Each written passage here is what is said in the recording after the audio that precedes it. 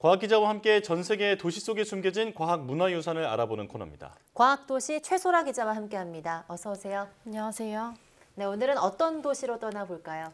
네, 오늘 둘러볼 도시는 화려한 고층 빌딩이 특징인 도시인데요. 이 도시 곳곳에 첨단 과학기술이 적용돼서 마치 미래 도시를 엿보는 것과 같은 그런 느낌을 주는 도시입니다. 네. 어느 도시인지 준비된 영상 보시고서 이야기 나눠보겠습니다.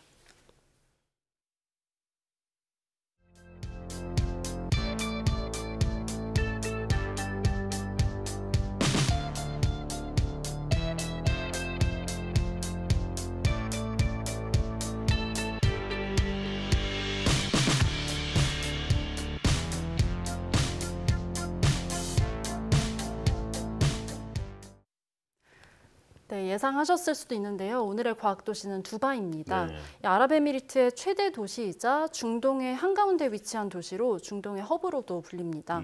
21세기 들어서 급속한 발전을 이룬 덕분에 중동에서 가장 부자 도시로 꼽히기도 하고요. 가장 살기 좋은 도시로도 거론되고 있습니다. 네. 이 도시 발전과 더불어서 첨단 과학기술이 도시 곳곳에 적용된 과학도시입니다. 네, 조금 전에 영상으로도 봤지만 이게 눈으로 보면서도 안 믿길 만큼 화려한 그런 건물들도 많이 있었는데 사실 여기가 사막이잖아요. 네. 이 사막 위에 어떻게 이런 도시를 세웠을까요? 네, 두바이의 지리적 이점이 이걸 가능하게 했다고 볼 수 있겠습니다. 이 두바이는 중동의 중심에 있는 항구 도시입니다. 이 오일머니를 바탕으로 하는 중동 자본과 그리고 서방의 자본의 접점에 위치한 덕분에 20세기부터 두바이 인프라 투자에 거대한 그 자본이 투입되는데요. 이 덕분에 지금의 도시로 발전할 수 있었습니다. 네. 이 같은 엄청난 고속 성장 덕분에 우리나라 한강의 기적에 맞먹는 중동의 기적이라는 말도 나오고 있습니다. 이 같은 압도적인 지리적 이점이 기후적인 단점을 이겼다고도 볼 수 있는데요. 이 두바이의 기후는 다습한 사막 기후입니다. 예. 이 평균적으로 겨울에는 최저 기온이 14도, 최고 기온이 23도 정도인데요. 여름에는 29도에서 42도까지로 올라가는 굉장히 더운 날씨입니다. 그런데도 바닷가에 인접한 탓에 습도도 굉장히 높습니다. 이 인프라가 밀집된 이 해안 지역의 습도가 60%에서 80% 안팎입니다. 이 여름에 두바이를 방문하신다면 상상을 초월하는 불쾌 지수를 느낄 수도 있을 겁니다. 네. 그럼에도 두바이는 이런 막대한 자본으로 고급 쇼핑몰과 호텔 그리고 편의시설들이 갖추고 있어서 꽤 인기 있는 여행지로 꼽힙니다. 네, 그 두바이 영상을 보니까 과거 공상과학 영화에 나오는 그런 도시처럼 보이던데요. 이 두바이 시대 곳곳에 과학들도 숨겨져 있다고요? 네, 그렇습니다. 두바이라고 하면 화려한 건축물이 유명하잖아요. 네. 그런데 여기에 숨겨진 과학을 몇 가지 꼽아볼 수 있겠습니다. 이 두바이에는 세계에서 가장 높은 건물 부르즈 할리파가 있는데요. 네. 이 부르즈 할리파가 첨탑을 포함하면 829.8m로 인류 역사상 가장 높은 건축물입니다. 예. 이 건물 자체 무게만 54만 톤에 달합니다. 건물 자체에 사용된 콘크리트에 엄청난 하중이 가해질 수밖에 없는 구조인데요.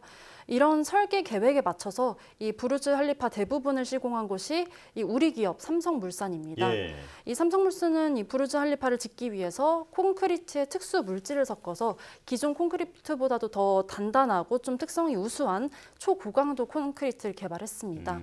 이른바 슈퍼 콘크리트로 불리는 이 콘크리트의 최대 강도가 이 80메가파스칼이었는데요. 네. 네, 주사위만한 크기의 콘크리트가 몸무게 80kg의 성인 남자 10명을 떠받칠 수 있는 엄청난 강도입니다. 예. 이 덕분에 부르즈 할리파가 초고층 빌딩인데도 불구하고 진도 6 이상의 지진에 견딜 수 있을 정도로 튼튼하게 지어졌습니다. 게다가 이 부르즈 할리파가 2004년에 착공해서 5년 만에 공사를 마무리했습니다. 그 규모에 비해서 비교적 짧은 기간 동안 시공이 된 건데요. 이 건물을 올리려면 이 콘크리트가 완전히 굳어야만 가능하기 때문에 이 부지런히 시공을 한다고 하더라도 시공 기간을 단축하는 건 굉장히 어려운 일이거든요. 그런데도 이 부르즈 할리파가 한 개층을 올리는 데는 3일이면 충분했다고 합니다. 네. 이 기존 콘크리트는 보통 24시간 정도가 지나야지 완전히 굳는데요. 이 삼성물산의 초고강도 콘크리트는 10시간 만에 완전히 굳는 특성을 가진 덕분이었습니다. 그렇군요. 사실 부르즈 할리파는 그 가라앉지 않게도 이제 굉장히 많은 첨단 기술이 들어가고 또 바람에 구부러지지 않게도 또 기술이 많이 들어갔다고 들었는데요.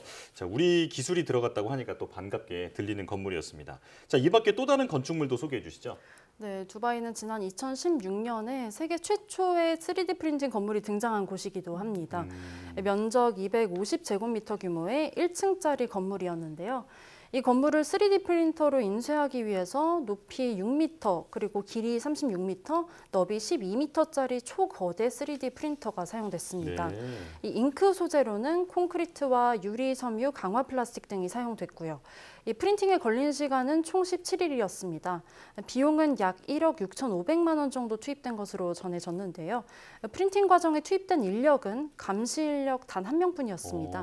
네. 지금이야 여러 곳에 이 3D 프린팅 건물이 좀 존재하고 있지만 2016년 당시에는 이 기술이 미래 건축 기술을 바꿀 것으로 전망되는 획기적인 기술이었습니다. 이후 두바이는 앞으로 2030년까지 아랍에미리트에 있는 빌딩에 4분의 1 정도를 3D 프린터로 만들겠다고 밝혔는데요. 이 도시 곳곳에 3D 프린터로 만든 상가 건물과 주택이 들어서게 됐습니다. 예. 2019년에는 또 현존하는 최대 크기의 3D 프린팅 건물이 들어서기도 했습니다. 기네스북에 등재되기도 했는데요. 이 면적 640제곱미터에 높이 9.5m였는데요. 이 복층의 구조인 3D 프린팅 건물이었습니다. 예. 이 건물은 기존 건설 방식과 비교해서 인력은 절반 수준이 투입됐고요. 이 건축 폐기물도 60% 절감됐습니다. 건설 기간도 3개월로 기존의 4분의 1 수준으로 단축됐습니다. 이 내구성도 일반 건물과 동일한 수준의 내구성이 인정됐습니다. 이처럼 미래 기술로만 여겨졌던 3D 프린팅 건축이 두바이에서는 굉장히 활발하게 이뤄지고 있는 걸 볼 수 있습니다. 때문에 두바이는 첨단 기술의 전시장으로 불리기도 하고 있습니다. 그렇군요. 네. 그리고 또 이 두바이가 사막 한가운데 있는 도시인 만큼 이동 수단에서도 미래 기술을 엿볼 수 있다고요. 네, 그렇습니다. 두바이는 중동에서 가장 번화한 도시이기도 하지만 이 아랍에미리트의 수도인 아부다비와는 꽤 떨어져 있습니다. 이 두바이에서 아부다비까지 150km 정도 떨어져 있는데 이 드넓은 사막을 건너서 대략 1시간 반 정도를 차를 타고 가야 되는 정도의 거리입니다. 이런 특성 때문에 이 아랍에미리트 정부는 두바이의 첨단 교통 인프라를 구축하는 데 정책적으로 지원도 아끼지 않고 있습니다. 이에 따라서 UAE 국영회사 DP월드와 영국의 버진그룹이 손잡고서 두바이의 하이퍼루프 실증을 추진하고 있는데요. 예. 이 하이퍼루프는 진공 튜브 안에 캡슐 형태의 고속 열차를 넣어서 이 자기장으로 공중에 띄워서 움직이도록 하는 겁니다. 이 열차가 공기 저항이나 선로와의 마찰을 받지 않기 때문에 궁극적으로는 음속에 가깝게 달릴 수 있을 것으로 전망되고 있습니다. 이 DP월드와 버진그룹이 기술적으로는 일단 하이퍼루프에 사람을 태우고서 500m 거리를 음속의 7분의 1 수준의 속도로 빠르게 주행하는 데 이미 성공을 했고요. 이 두바이에서는 이 하이퍼루프를 10km 구간을 완공을 했습니다. 이 앞으로는 두바이와 아부다비 노선인 170km 전체 구간으로 확장을 하겠다는 계획인데 예. 이 170km 구간을 12분 만에 주파할 수 있도록 하겠다는 계획입니다. 네. 2030년쯤에 일단은 상업 운행을 시작한다고 밝혔습니다. 그렇군요. 자, 그렇다면 이렇게 첨단 기술이 모여 있는 두바이 앞으로는 또 어떻게 바뀔까요? 네, 이렇게 미래의 기술을 선도적으로 도입을 하고 있는 도시답게 두바이는 미래의 도시를 어떤 모습으로 바꿔나갈지 구체적인 계획도 발표하고 있습니다. 네. 2007년부터 7년마다 장단기 발전 계획을 만들어서 발표하고 있는데요. 이 발표된 계획에 따르면 일단 앞서 말씀드린 대로 2030년까지 신축 건물의 25%를 3D 프린팅으로 짓겠다는 계획이 포함되어 있고요. 네. 또 공공성을 띠는 업무에도 첨단 과학기술을 도입하는 혁신적인 이런 계획도 담겨 있습니다. 경찰 업무의 25%를 무인 시스템으로 대체하겠다고 밝혔고요. 예. 또 비자 신청이나 면허 갱신과 같은 공공 업무에는 블록체인 기술을 도입하겠다고 밝히기도 했습니다. 네. 그런데 이제 두바이가 속한 중동 지역이 이제 산유국이죠. 석유가 많이 나는 지역인데요. 탈석유 시대에 대비하고 있다고요. 네, 그렇습니다. 두바이는 석유 시대 이후를 대비하는 플랜에도 구체적인 계획을 밝히고 있는데요. 이 두바이는 사막의 뜨거운 햇빛 덕분에 태양열 발전에 유리하거든요. 예. 그래서 2030년까지 두바이 에너지 수요의 25%를 태양에너지로 충당하겠다 이렇게 밝혔고 2050년까지는요, 청정에너지의 비중을 75%까지 높이는 전략을 추진하고 있습니다. 또 궁극적으로는 이 재생에너지 100%를 목표로 수력과 태양열 발전소 등 기반시설 조성을 추진하고 있습니다.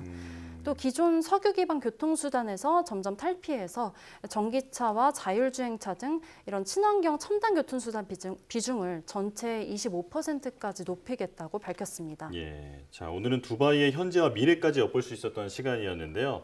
이게 지리적 이점도 좋고 또 석유도 나오는 데다가 이 태양열까지 정말 축복받은 땅이 아닌가 이런 생각이 듭니다. 자 최소라 기자와 함께했습니다. 고맙습니다. 감사합니다.